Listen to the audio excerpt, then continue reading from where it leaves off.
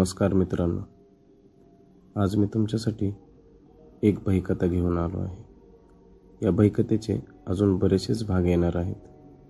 हा फक्त त्याचा एक टीजर आहे।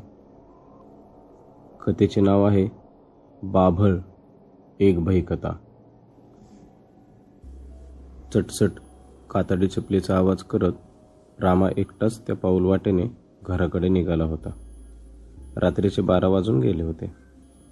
दिवसा जरी त्या वाटेने जायचे म्हणले तरी कोणाची हिंमत होत नव्हती। जवळची वाट म्हणून रामा त्या वाटेने निघाला होता। लांब लांबपर्यंत नुसता काळोखच दिसत होता। किरणीच्या वाड्यातून जाणारी ती वाट आणि त्याच वाटेला ते भयानक बाभळीचे झाड। त्या झाडाची कल्पना मनात येताच रामाच्या अंगावर सर्रकन काटा आला, पण नाईलाज म्हणून रामा त्या वाटेने पुढे जात राहिला। काळोखाच्या जाळ्यामुळे वाट काही स्पष्ट दिसत नव्हती। त्याच्या हातात विजेरी म्हणजे बॅटरी टॉर्च होती, पण त्याचा प्रकाशही मंद झाला होता।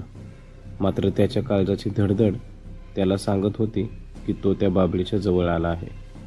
रामा किरणीच्या वाड्यात उतरला। वाड्याच्या काठावरती ती बाभळ होती। रामा भीतीने लटलट उडत होता। संपूर्ण अंग घामाने भिजलेले होते। सुचेल त्या देवाचे नाव पुटपुटत तो पुढे चालत होता। अखेर तो वडा वर चढून त्या बाभळीजवळ पोहोचला होता। रामाने स्वतःच्या मनाला बजावले होते की काहीही झाले तरी त्या बाभळीकडे बघायचे नाही। रामा तसाच पुढे पुढे चालू लागला। बराच वेळ झाला, पण रामाला त्याचे घर काही दिसत नव्हते।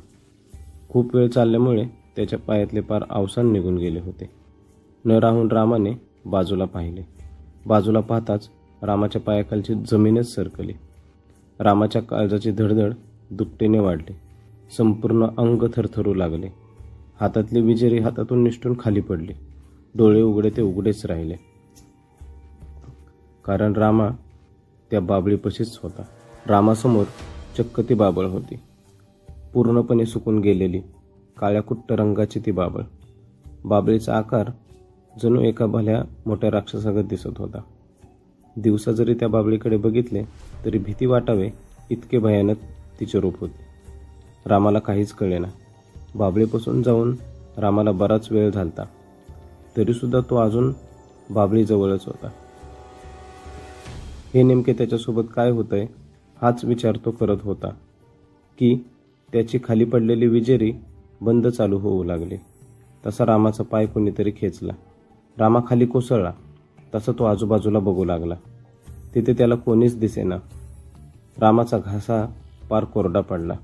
रामाकडे कसलाच पर्याय नसल्याने रामाने विजेरी हातात घेतली आणि त्या बाभळीच्या झाडाला बघू लागला। इकडे तिकडे बघताना त्याला कसली तरी हालचाल दिसली। त्याने त्या ठिकाणी विजेरी फिरवली। हळूहळू ती हालचाल वाढू लागली। त्याने नीट पाहिले तर ते कोणाचे तरी पाय होते। पूर्णपणे रक्ताने भरलेले त्या फांदीवर ते पाय हालत होते। रामाची भीती अजून वाढू लागली। रामाने हळूहळू वर बघितले तर काळोखात असलेले त्याला काहीतरी दिसले। स्पष्ट दिसत नव्हते। हा हा हा हा की की की की हसण्याचा आवाज त्याच्या कानावर आला। ए राम्या, असा आवाज कानावर पडताच त्या काळोखात डोळे झाकून बसलेल्या त्या सावलीने झटकन डोळे उघडले। तसा रामा पळत सुटला। रामगा रामगा रामगा म्हणत तो धापा टाकत पळत होता। अखेर जनावरांच्या गोट्यात येऊन तो शेवटचे रामगा असे म्हणाला आणि धडकन कोसळला। हा या कथेचा फक्त मात्र एक टीजर होता। त्या भयानक बाभळीचे रहस्य हळूहळू उघडले जाणार आहे। ह्या कथेची खरी सुरुवात आता होणार आहे। लवकरात लवकर पुढील भाग येणार आहेत।